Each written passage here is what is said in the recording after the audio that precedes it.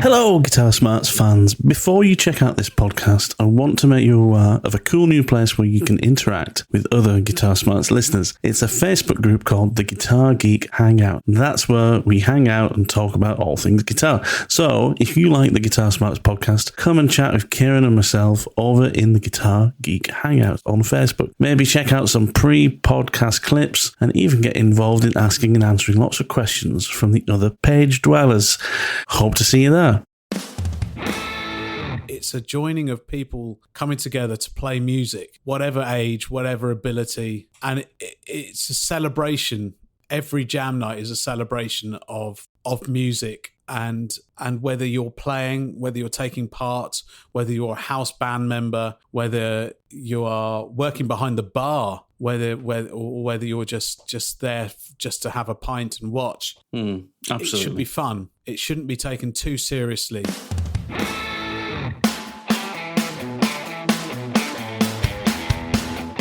Greetings again. Welcome to another Guitar Smarts podcast. This week we are once again privileged to have with us the fantastic Damiain Lodrick. Damo joins us this week to discuss jam nights, something that all guitarists know and love.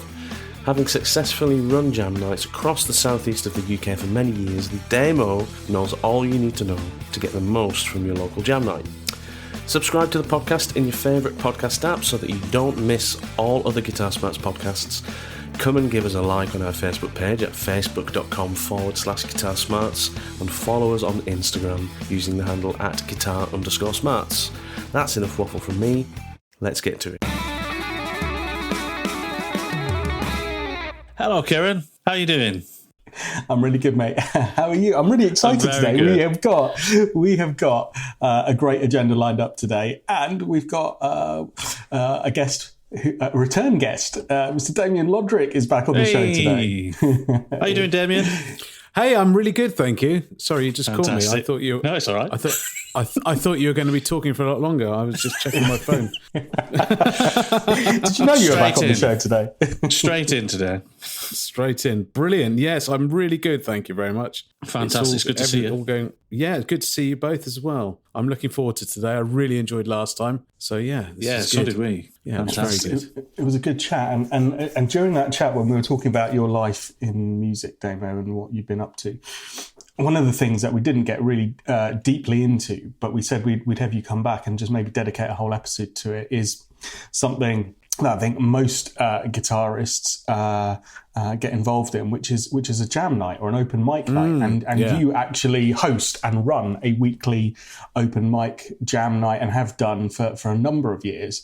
So we thought this would just make a great show topic in of itself, to just talk about what it's like from your perspective, organising and running it, what it's like just for people rocking up and wanting to have a go and play with different musicians. What's the etiquette? What's the, how does it all work for people that haven't been to one before? And maybe some funny stories about jam nights that you've got and that we've all attended where things have gone brilliantly or horrifically. Ah, yes. It's an interesting topic, isn't it? It is, yes. So, and I love a good jam night. Yes. No, we touched on it before, didn't we? The one that you took Kiran to last time, I think. Yeah, so, that was it. I'm a Guitar Smarts nerd, you see. You know all our previous conversations, yeah. I know all your previous conversations. Yeah, that's good though. It's good. It's good that we have someone who's listening, which is fantastic. But, no, we do. We have plenty of listeners. But first thing I wanted to ask you, Damiain, is just for the benefit of all our listeners, because some people might not call it a jam night. What is a jam night? Yeah. Now there are different types. I think you can categorize one into what you just said, a jam night, and one as an open mic night. There are similarities, and both can occur. I think both can occur at a jam night, not both can occur at an open mic night. So a jam night, I think it's all about the live music. There's normally a house band, there's live musicians, and it's normally a collaborative affair with musicians playing together and not necessarily knowing what they're going to play. That's, for me, is the essence of a jam night, is the unknown. Whereas an open mic night is your solo artists turning up with their instrument, or maybe they might bring along a member of their band or whatever to play. So it might be a singer and a guitarist, but most of the time it's singer-songwriters showcasing their own music at an open mic night, and you'd get your 3 or 4 songs and just be a part of a showcase night to showcase original live music. Whereas your jam night is more of a free-for-all, really, I think. Yeah. It can be anything musical. And anything non-musical as well. There have been times where things have been non-musical but still performance art, which I'll tell you about later. Yeah, so we had a guy turn up that wanted to do some poetry. Ah, of course, yes. And he stood on a chair. He didn't even want to use a microphone. And he just stood on a chair and recited some poetry. And he was doing it for charity. Oh, that's lovely. So he was a local poet. And he was doing the rounds of jam nights and open mic nights, and he was very, very entertaining. This was a good few years ago now. I can't remember too much else about it, really, but it was very, very good. What key was it in? That's the only question you need for a jam night, isn't it? Yes. So, but he did a solo open mic slot type thing, but. Yeah, which you can have. You can have the singer-songwriter, which we've had at jam nights where they get up and sing their own stuff, or even covers as well, just to acoustic guitar or whatever. There's all sorts of different genres and styles. I think you're a very accommodating host of your jam night because you allow all of these different things to just happen, and you give people a platform for whatever creative art form they want to express. And yeah, as you say, more often than not, it is 300 guitarists turning up and then trying to make a makeshift band come together. But you do have people that come along that want to perform their own original stuff as a solo artist, and everything kind of in between. So I think that's great that in your case, the jam night that you run that I've seen, it's a really varied evening, and it gives people that aren't gigging guitarists or gigging musicians the opportunity to come along and experience playing live to an audience and in an atmosphere where it's kind of safe. And I've been to jam nights where it's been a really brilliant, nurturing kind of environment and really exciting. And other jam nights, thankfully not too many, where it's been quite a daunting or intimidating experience because the host or the general kind of clientele that have come aren't really there to kind of support each other. So I really like your kind of jam night and the way it runs, in that it's really non-judgmental, and if you want to come and do something and perform for the audience, you can come and do it. Yeah, most definitely. I agree with all of that. That's how it should be, right?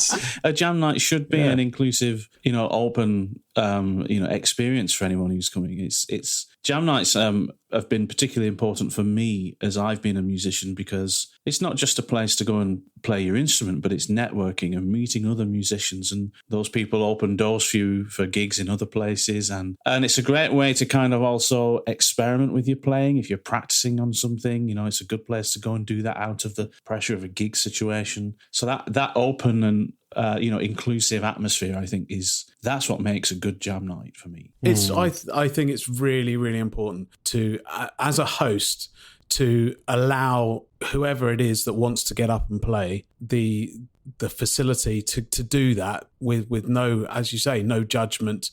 Everyone's there to create music, and regardless of level. So whether you are an 8-year-old, if you're allowed in the pub, but whether you're an 8-year-old or a 14-year-old, or whether you're in your 70s or even 80s wanting to play and sing for people, I think it needs to be all inclusive. And yeah, I mean, there are rules that everyone needs to follow, which are laid out by the venue or the host themselves. My rules are that you have 3 songs to perform, and that's not 3 medleys of 10 songs, which if you know what I mean, it's 3 songs. Yeah. Whether you medley them or not, don't try and be clever with your timings or whatever. I mean, you can do it with time, and I always if time is going on, I will come and stand at the front and maybe point at my watch and hurry them along a little bit. You know, if the guitar solo is maybe going on for at least 5 minutes now, you know, we probably need to cut it a little bit shorter than that. What about the bass solo? Oh, absolutely. Yeah, no, we've got to have the bass solo. They've got to go on and on and on. Drum solos. But, you know, everyone gets a chance to perform. And, it is all musicians and that are able to come along and play, whether you're a drummer, bass player, guitarist, pianist, banjo player, harmonica player. I'm trying to think of all the others, you know. You've had woodwind players coming along. Sorry, I've seen trumpeters. I've seen trumpeters, saxophonists. I've seen all kinds of people. Yes, we have a full horn section sometimes. So there's a wide variety, and you know, harmony singers, little jazz groups, folk groups. We've had just a wide variety of all these different types of genres and styles and ability levels. I really, really applaud people that come along to and do their first jam night, and they are nervous. You can see they're nervous, and it takes, you know, and then you see them return the following week and the week after and the week after, and they just grow and grow and grow as a musician. You know, regardless of what genre they're playing, it's just good to see that the jam night is a platform for them to express their musicality in a way that as Kiran said, it is a safe environment where the audience as well play a part. The audience are really important. They're more forgiving of things going wrong or things going really well because they understand that it's a jam night, right? And it's not necessarily a rehearsed bunch of musicians that gig with each other regularly. In fact, oftentimes it's exactly the opposite. So there's almost like and there's a certain audience that goes along to jam nights that relish and enjoy that kind of unpredictability of what's going to happen. And sometimes you get absolute magic happening and the audience is like, this is incredible. These guys have never played together before and they've pulled it off. And sometimes it goes horribly wrong, but the audience doesn't generally, and having been to some great jam nights with both of you guys, generally the audience kind of takes that as par for the course, right? It's going to happen. That's right. And they support that, you know, whereas if we were going along to watch a band live that was well rehearsed and that kind of thing happened and it fell apart, we'd all be kind of going, oh guys, you know, what's happened? Did they not take the time to learn their set? So it's a different kind of live music experience, but quite fun. One of my favourite things Damon, that you I've mentioned, seen. Sorry, Kiran, one of my favourite things that I've seen at some jam nights is when you get a very seasoned, you know, kind of semi-pro guitarist who might be running it, and they're up with somebody who may be there for the first or second time. They might have only been playing for 6 or 12 months, and that seasoned professional is really encouraging that other person. And when they're playing and they're doing something, you know, they're making a real effort to show them encouragement and to get the crowd clapping for them for trying. And that is so important. I think there's a real responsibility for, you know, good, decent musicians to show, you know, encouragement towards beginners who, it's a big step, isn't it? Going to a jam night, it might be the first time you're playing live in front of people. It's a big step, you know, to show encouragement and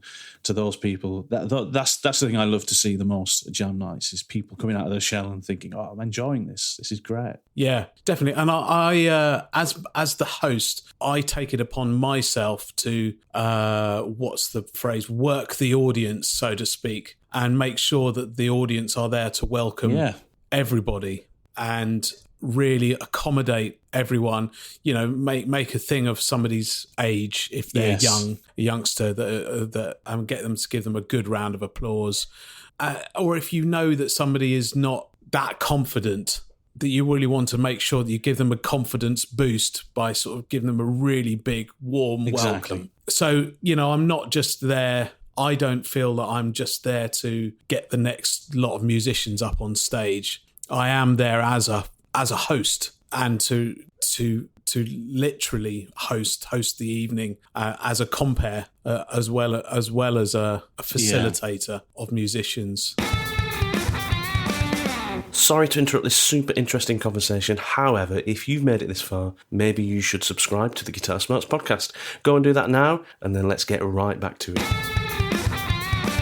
So you mentioned someone coming along for their first jam night, and you also mentioned a certain set of rules. And I think it is important to have some kind of framework and some sort of rules going on, because otherwise it can turn into, a mass free for all. Hopefully people are respectful of time, and when their natural time has lapsed on stage, and letting other people get up and play. But sometimes that can slip from people's minds or whatever. So you do need some sort of kind of rules to keep it all running, so that people feel like they've got their time that they wanted. So let's imagine that someone is coming along to your jam night for the first time, or indeed any jam night. What are those basic rules that we've all kind of seen and had to observe, and to make sure that it's an enjoyable experience for us and for everyone else? Damo, so you said a certain amount of songs people can get up and do, and at your jam night it's 3.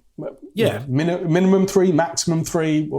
That's right. So I think the initial chat, I'm there nice and early, so I keep an eye on who's turning up, and if I don't recognise somebody, they normally turn up with some sort of instrument bag or case.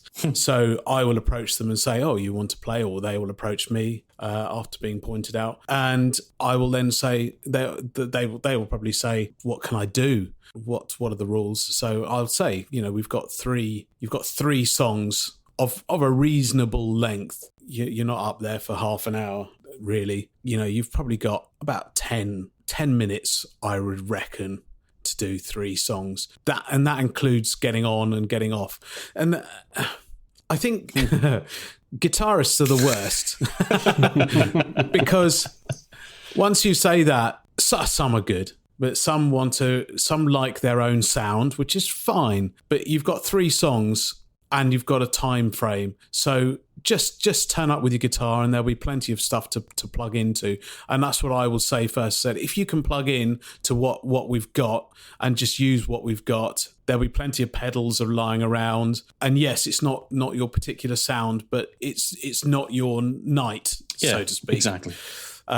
If some people insist, I will be accommodating and say, okay, let's see if we can get you set up now before the evening starts, and try and cram in some space. And I'll be realistic that if we've already got 4 guitar amps set up, I'll just say no, there's just no room. So it's all about judging it on the night, really, and whether people really do need their equipment. If it's for something really specific that they are doing, that they've got this delay pedal that does a very specific delay which they need for song number 2. Have you got a Leslie cabinet for my bagpipes? That kind of thing. Something very, very specific. But most people are very accommodating, and they will either say, "Can I bring my amp in? If not, can I plug into something else?" So we just go through those sorts of rules. What about the flip side? What about the flip side of that? If people want to come and play but they haven't got their guitar, how do you treat that? I mean, that's kind of another etiquette piece, right? Which is absolutely, yeah. So I will always insist on them having their own instrument. I mean, a trumpeter wouldn't turn up and say, "Has anyone got a trumpet I can borrow?" I don't see why guitarists have this. I'd really like to play some guitar. Well, where's your guitar? Make sure you bring it in the future. If I know them, I may let them borrow a guitar. But most newbies that turn up bring a lot more than they need. Right. Most people turn up are really, really prepared with guitars, amps, pedal boards. So that they will then choose what they want to do, and I will be accommodating as much as I can. It's almost kind of like you have to be, very diplomatic about it sometimes, don't you? You have to kind of. That's right. Yeah.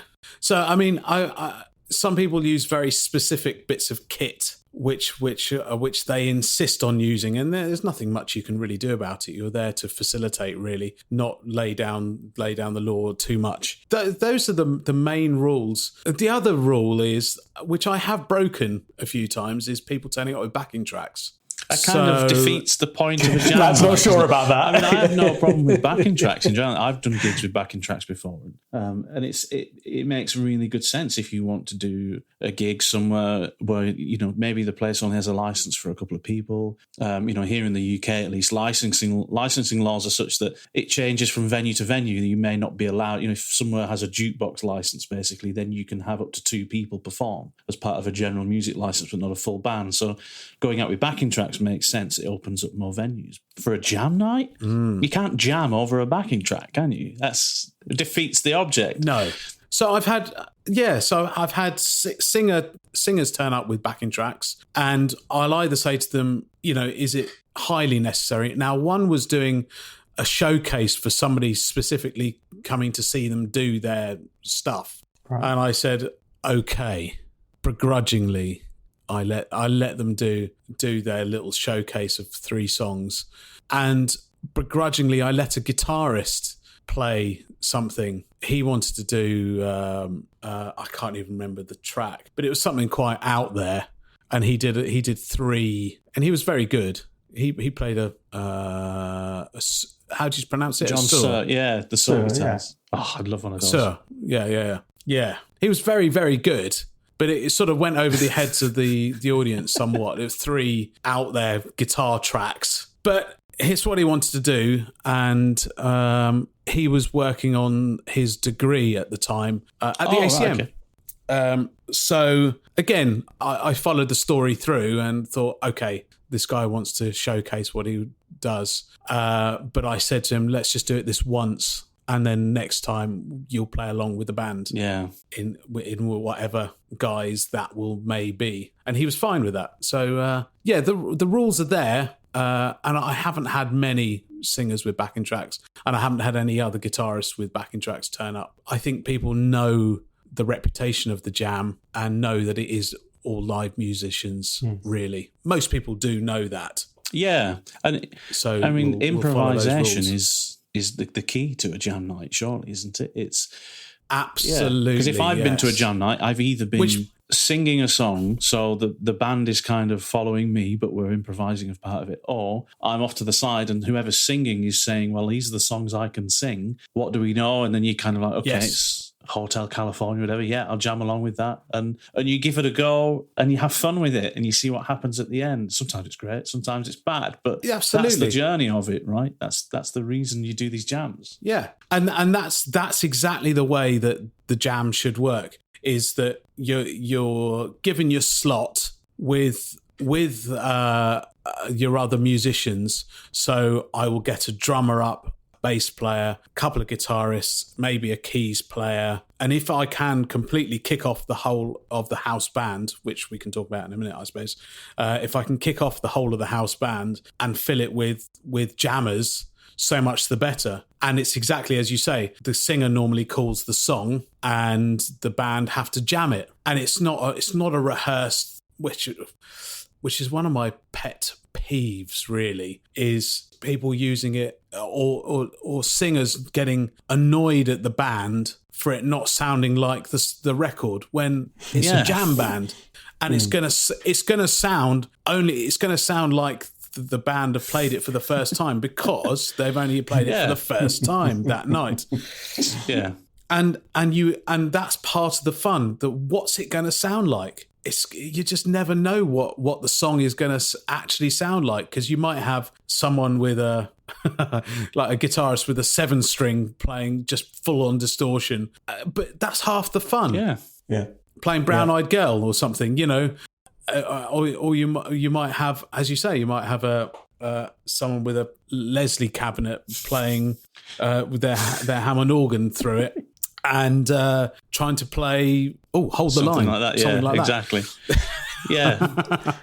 That has been jammed. It does change the dynamic, doesn't it, when a band gets up and plays and they're clearly a rehearsed band. You can see the audience kind of turn on them rather unfairly, even though they might sound really tight and really good. It's almost like that's the breaking the rules. That's not what everyone's here for. Everyone's here for the chaos. Yeah, exactly. You've been hustled.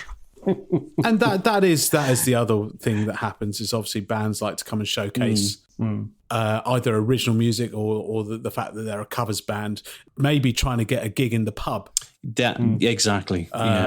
So we've had many bands turn up and play to try and get gigs in the pub, and a majority of the time it works, but sometimes it's not always And I've seen a few bands in jam nights kind of turn up to a jam night and say, they'll get up as a band and then they'll say, oh, we're playing down the road in a few weeks' time, or these are a few of our gigs coming up, this is our website, and then they launch into their songs, and it's just a little marketing tool for them. But I do feel like that's not in kind of the nature of a jam night, really, is it, to kind of steal the show for a few songs? Absolutely. It's not. And I think the whole point as an individual musician turning up to a jam night, if you're not part of the house band, is it's a brilliant kind of practice and learning tool to do that, to put yourself in a situation that's a relatively safe situation, right, where you have to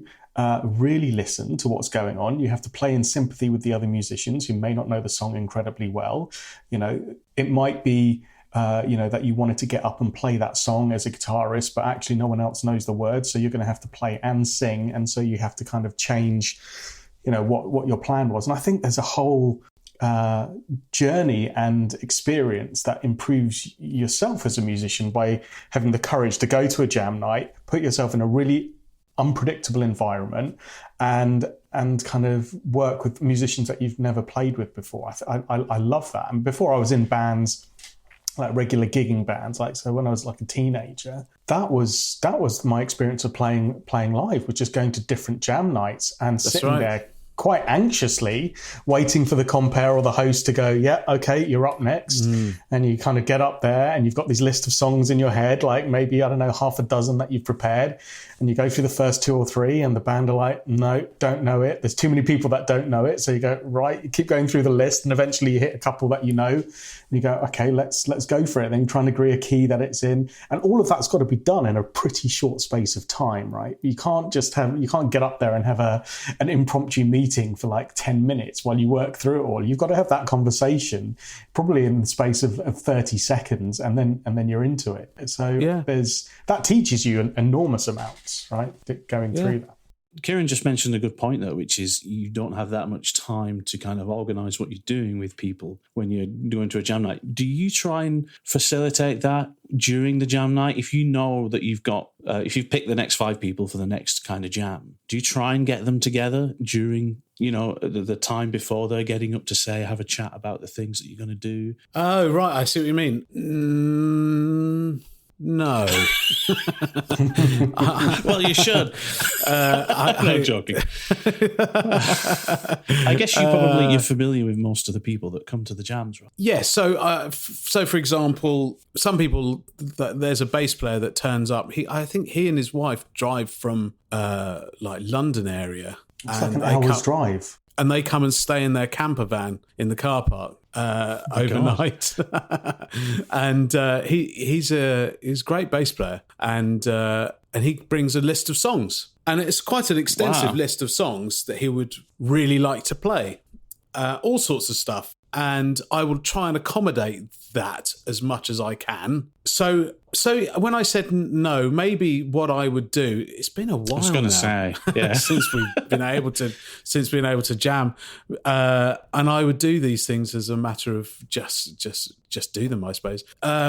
Sometimes I would introduce people that didn't know each other, and say, so and so really wants to do this song. Do you know it?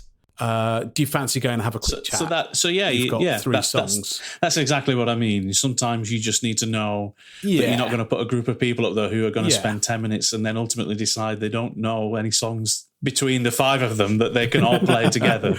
Yes. Yeah. So I think I know most people that turn up to the jam, and I would never put a bunch of complete newbies up. I'll always put a newbie with some well-known regulars who do the jam, or even with some members of the house band. I mean, it's very rare that there wouldn't be a member of the house band up leading, or myself shouting out chords or facilitating the song itself, getting you through the song.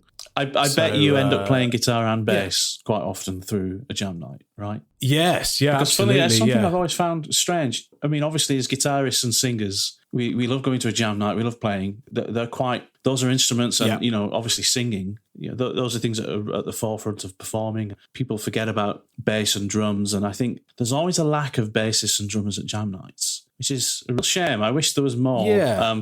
And most of the jam nights I've been to, if you're a drummer or a bassist and you like gigging, go to more jam nights, because you're undoubtedly going to play twice as much as the guitarists and singers that turn up. You're probably going to get up 2 or 3 times. That can be true, although some nights you'll only have the house drummer in, and the house drummers loves that because they're the one that brings all the bits and pieces. We've got a house drum kit now, but so they only have to bring breakables and so on. Before, they would have to bring their own drum kit. So they really liked it if they were going to be the only drummer for the evening, because that means they get to play all night, and that's the point, isn't it? That you get to go out and play. But sometimes I've had 4, 5, 6 drummers turn up. So once the rota has begun, the poor house drummer has to do his bit at the beginning with the house band and then watch while everyone else gets on his kit or her kit and play. And then I always try and get the house drummer to finish off the end of the night as well. I think it's only fair. Yes. And the house bass player. But the house bass player, we've got a house bass amp. So the bassist has only got to bring a bass, really, unless they want to bring pedals. Awesome.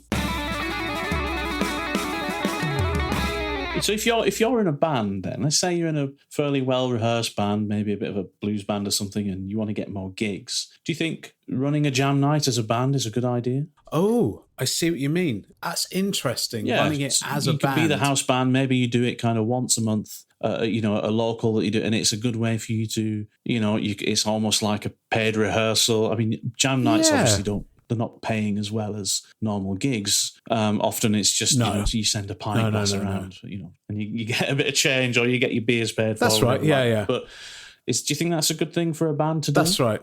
Yeah, I think so. I think you could run it as a concern as your band.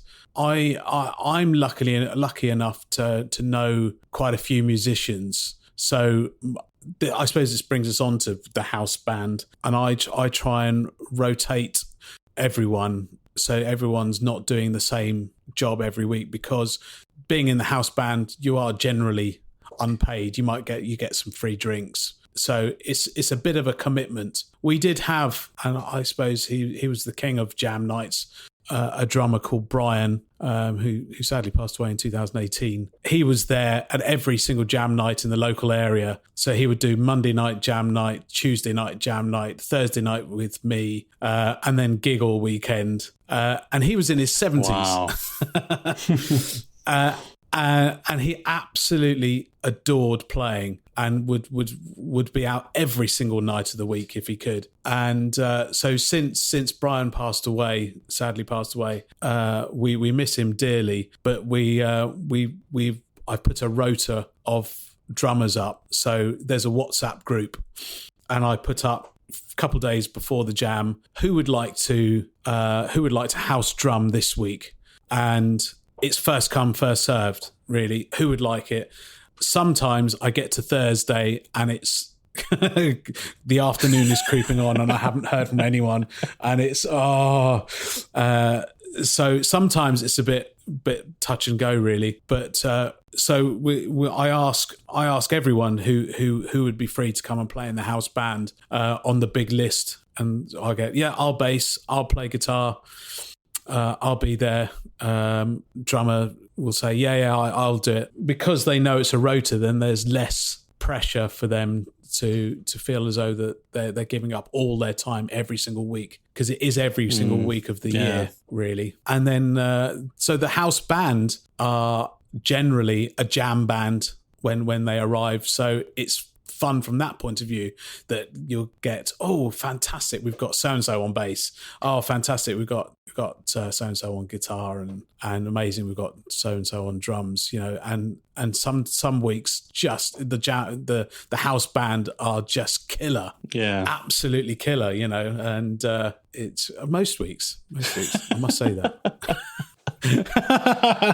But some weeks it really gels as a house band, and everyone really was really in good mood.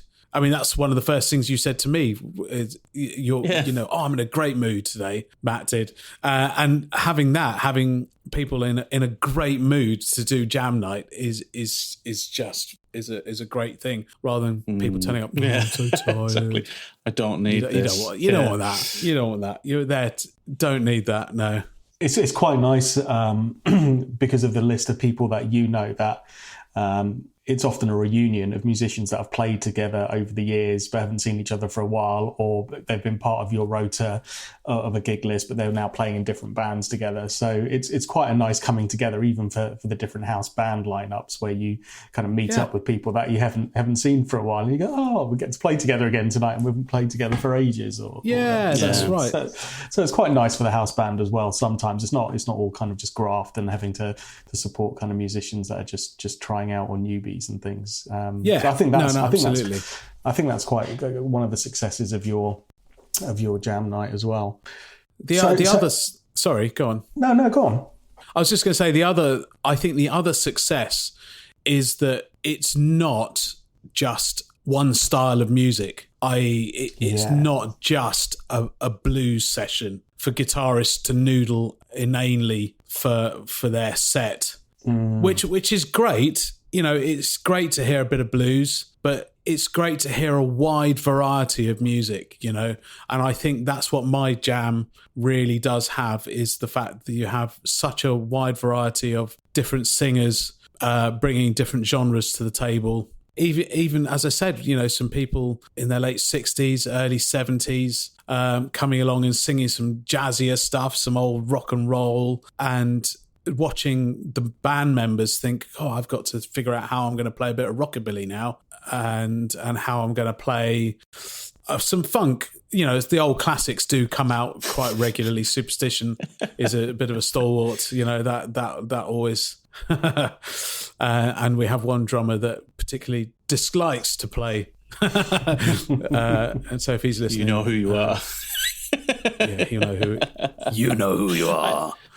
But I would say that's probably down to the capabilities of your house band and who you've got up, because most jam nights that I've been to in the UK and indeed in the US and stuff, when I've gone along to some jam nights just to watch or listen and things, most of them are blues jam nights, right? Because it's 12 bars, it's easy to do, and you can just get straight into it. So often or not, I would say probably 80% of the jam nights I've been to have been blues jam nights, and there's nothing wrong with that, and that's a very, very comfortable place for a lot of people to access jam nights and turn up and just play 12 bar.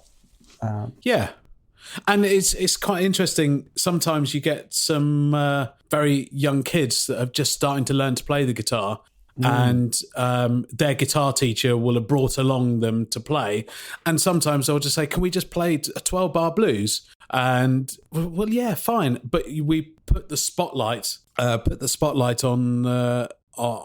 that student, and there's something fresh and exciting about it. Really, there's something really, really exciting about seeing somebody in their teenage years playing blues for the first time to people. It's fantastic. And that's definitely now where we've hit that age point where we've transitioned from younger men that we used to be rocking up to hustle a jam night with like the cheapest guitar we could and just have some fun with it, to now you and I standing there often or not just watching with a pint going, oh, they're going to be good. They're going to be really good. You watch these young kids and you go, oh, there's a young Jedi brewing away there. They're not there yet. They're not there yet, but they've got the raw makings of something, and they, with a bit of nurturing.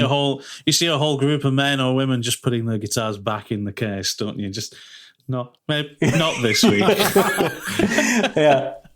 Yeah. I love going to jam nights though and seeing those, because I remember trying to be like that. You want, when you're a young kid, you want to be the young kid that goes along and makes an impact, right, and kind of surprises everyone. And now we're not young kids anymore, we're old men. But I always love and feel really like proud of that when you. Okay, Matt, you're younger than us. You're like,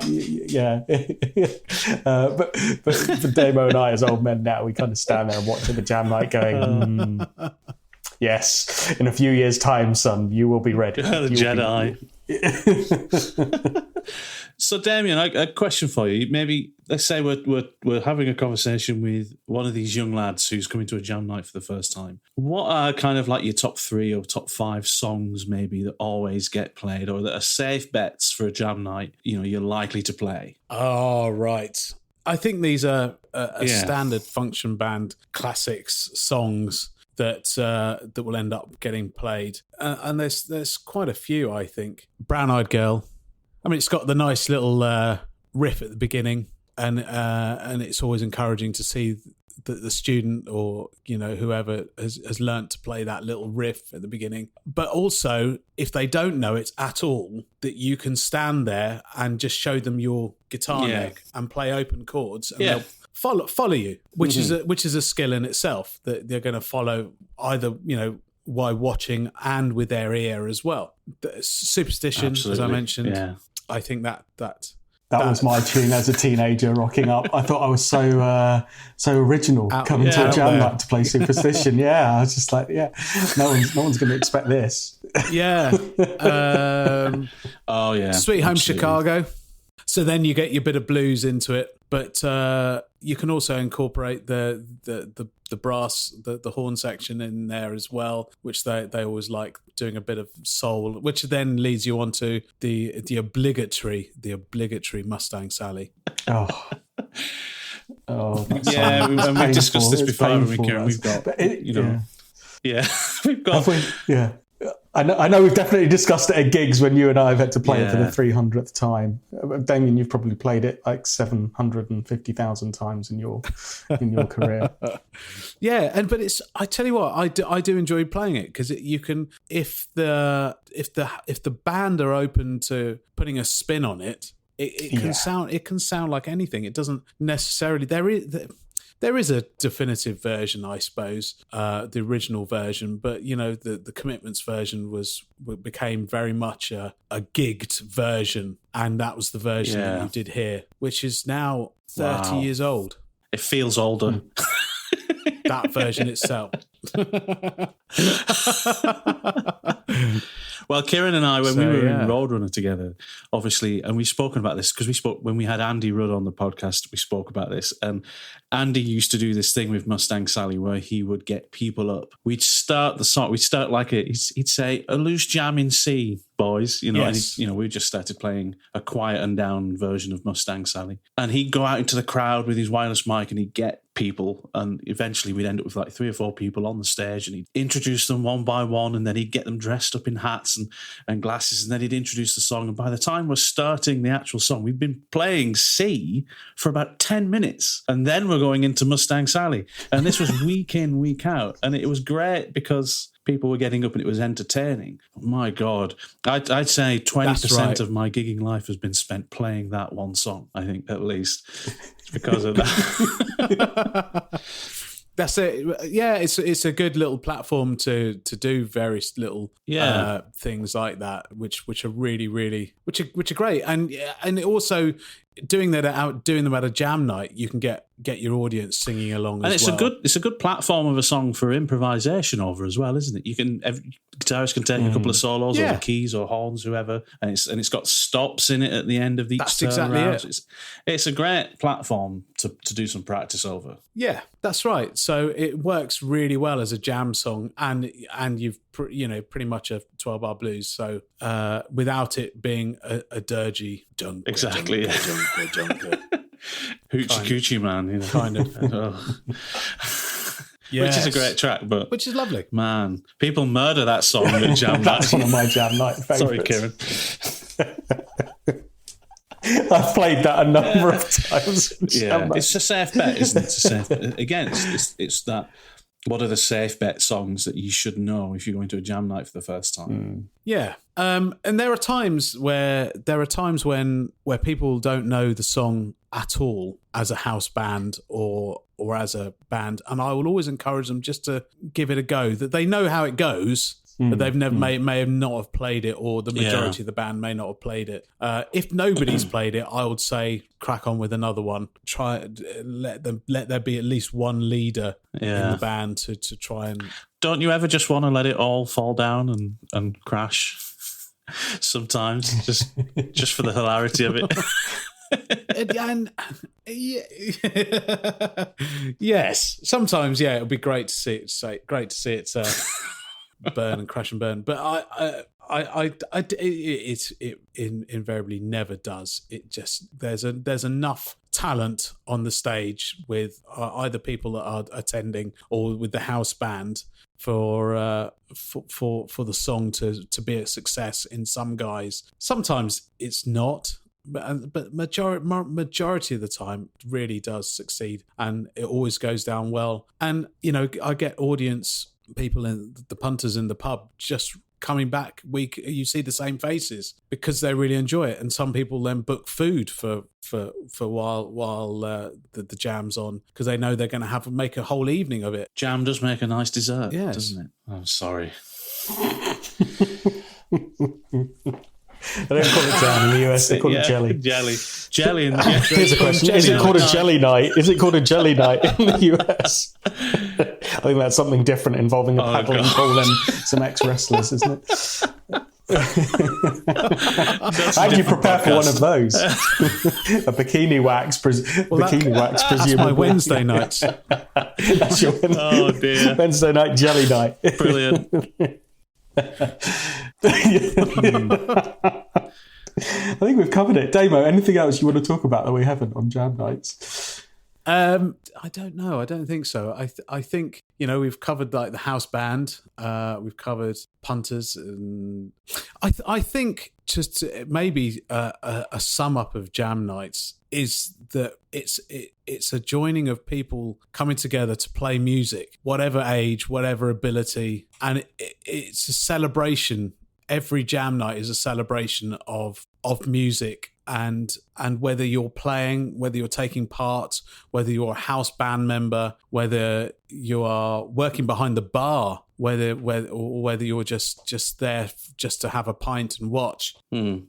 It should be fun. It shouldn't be taken too seriously, which I hope that my facilitation enables that, really, that people just come away and think, oh, I've had fun at that jam night. It was good. I really had a really nice evening out. I got to play my instrument. I got to listen to some great music. I had a nice pint. I had a nice chat with my friends. The whole evening should be about all of those things. That's spot on. That's absolutely brilliant. Thanks, Damo, for sharing that. And pleasure. It's I want to go to a jam night now with the both of you. I just want to go. Come on, let's go and have a pint and go and have a jam somewhere. That'd be great. But when do you think the jam might start back up again, Damo? When the lockdown lifts here in the UK? So hopefully, once our restrictions are completely gone from June the 21st, we're gonna aim hopefully for that week. So that's Monday 21st. So Thursday the 24th, if everything lines up and we're allowed to do it, and the pub want to do it from that week. Sounds amazing. We'll be there. I might even drive down myself for that. Oh mate, it'd be great. It'd be great to have you along. There'll be. I know that there are a lot of people wanting to come down and watch and take part of that night. It will be a very special night to kick it back off again, because it's been running now for about 6-7 years now. So the one thing that I was going to say is to make it as regular as possible. So it started off as fortnightly, but we're now weekly, and I think weekly really does work. If you can get a venue that will support it weekly, I think it really does work, because people just know. Whereas if you've got it once a month, you're going to have to do an awful lot of advertising, because people don't always remember which week is it on again. So a weekly jam session, if your pub will support you, it works a treat. Yeah, that's a good point. If you have it only monthly, then people forget. Sometimes had a few weeks not going to a jam, you go, oh, I forgot about the jam last night, and then you miss out. Yeah, awesome. absolutely. So I've got one last question for both of you. Actually, what have you been playing, listening to this week? Yeah, go on, Damo. Go on, Damo. Does it start with S and end in Lukather? No. Well, Sleuth. Well, yes. Unfortunately, yes. I have been listening to primarily Steve Lukather because of my new guitar, which I told you about in the last. Yeah, but I've also been spending a bit of time with some backing tracks and working on some various subtle bits of playing, working with augmented chords and using the diminished scale as well in my soloing to try and add some real subtle flavors to the playing. Tension. The tension. So I did. There's a little Steve Lukather lesson which I think Kiran touched upon on one of the podcasts, that he might be one of the world's greatest guitarists, but he's one of the world's worst guitar teachers by saying, well, if you just do this and then it's all about the thirds, and then just go from here, and then you've got a ninth, and then you just resolve onto a third, and then that's what it's all about. What? Thanks, Steve. What? Yeah, that makes a lot of sense. And after you listen to it a couple of times, you can think, okay, I get a general gist of what he's saying, but you have to listen to what he's playing. So I have been spending a lot of time with Mr. Lukather, I'm afraid to say. And a little bit of Robin Ford as well. A little bit of Robin Ford as well in there as well. No. What about you, Kiran?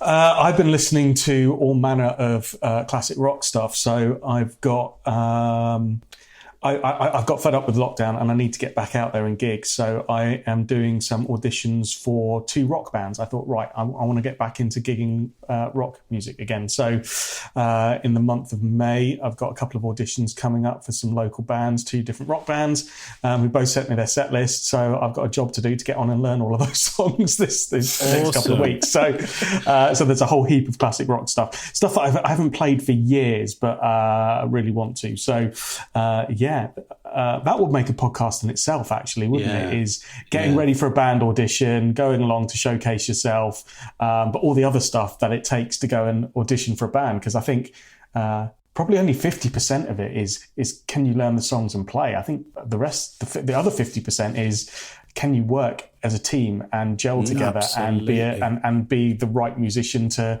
be relied upon to get that band gigging. So one of these bands has got gigs lined up from that release of lockdown date, from that kind of end of June date all the way through to kind of January, February. So they've got gigs ready and booked. And so I've made a commitment to them to help them get out there. And so I've got a lot of songs to learn to help them get out there and get this band rehearsed up and ready to go. So I'll let you guys know how that goes on one of the next podcasts. I'm really interested to see if we can get this band up and ready and rehearsed and lined up for those gigs in the next few weeks. And I've got a hell of a lot of rock songs to learn, which I'm really looking forward to. Yeah, should be good fun. Yeah. Awesome. Yeah, I've been listening to random stuff. I've been trying to wean myself off Toto and Steve Lukather because it's getting ridiculous, But I've actually been trying to listen to things that don't have guitar in it because I've had this thing in my mind of, wouldn't it be cool to try and practice over songs that don't have guitar in? And just like random pop stuff, like maybe some like Janet Jackson or something like that. Just random thing, and just playing over them, thinking if I was a session guitarist, what would I play? What would Lukather play? Over things. That's basically what I've been trying to do. And then from a guitar practice point of view, I've just been putting on some blues backing tracks or some random rock backing tracks, but trying to break out of doing the usual pentatonic boxes that I've been doing. And the way I've been doing that is saying to myself, let's say it's a blues in A minor. You've got A minor, D minor, E minor. So for the first time round, I've been saying, when it changes chord, I want to be playing the root of the chord. Yeah. And then the next time around the turnaround, I've been saying, whenever it changes chord on that downbeat, I want to play the minor third of the chord. And then the next time around the fifth. So I'm trying to target chord tones. And I find if I think about that the whole time, I never play anything that is just a mindless standard lick. I'm constantly trying to play melodically and lead into something. Somewhere, yeah. Exactly. And I found that such a valuable thing to practice this week because I'm slowly weaning myself off thinking about box shapes and licks that I know or anything like that. I'm starting to, it's that conscious choice again. We spoke about this before about choosing things consciously when you're playing. And I'm trying to build that into my playing more. So that's what I've been doing. And so, sometimes it's just about targeting a couple of notes that work within that particular series of chords that create the feeling that you're going for to kind of accentuate, either kind of modal tones or just all those chord tones. Sometimes common tones that all the chords share, Yeah. So that's what I've been doing, trying to reprogram myself a little bit. Yeah. Think a bit differently. Yes, exactly. Yeah, it's exactly where I've been at as well with these augmented and diminished tones. Yeah, awesome. Yes. Well, thanks for joining us today, Damo.